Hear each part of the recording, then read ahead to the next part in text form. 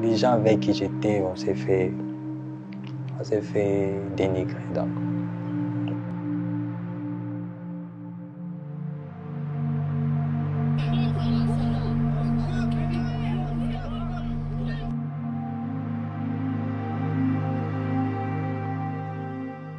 Je tiens juste à dénoncer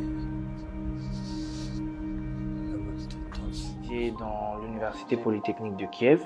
Je faisais la mécanique de production. J'étais très investi à mon université aussi.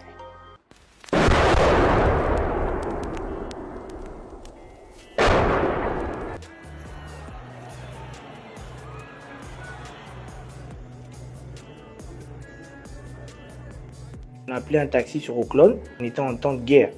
Et il nous a dit, vous devez me rajouter encore $100. Donc on a payé $200. Il nous dit, bon, vous allez juste marcher 10 minutes à pied et vous arrivez. On a commencé à avancer, on a avancé. Et imaginez-vous, nous sommes arrivés à la frontière à 5 heures du matin. Ce qui veut dire qu'on a eu presque 10 heures ou 9 heures de marche. C'était vraiment compliqué. C'était compliqué. Et après, il a commencé à neiger. On était dehors. Il n'y avait pas d'endroit où dormir. On a dormi par terre. Tous, on était sous pression et on n'avait pas de solution.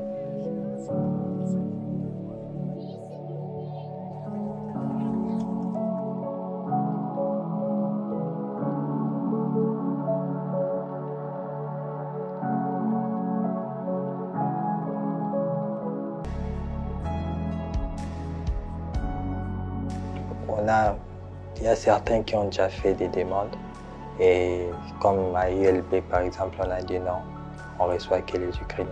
Moi, je pense que normalement, on devait aussi trouver une solution pour tous les étudiants qui sont sortis de l'Ukraine. On est toujours en mesure de continuer la même chose ici. C'est juste l'effet d'être légal.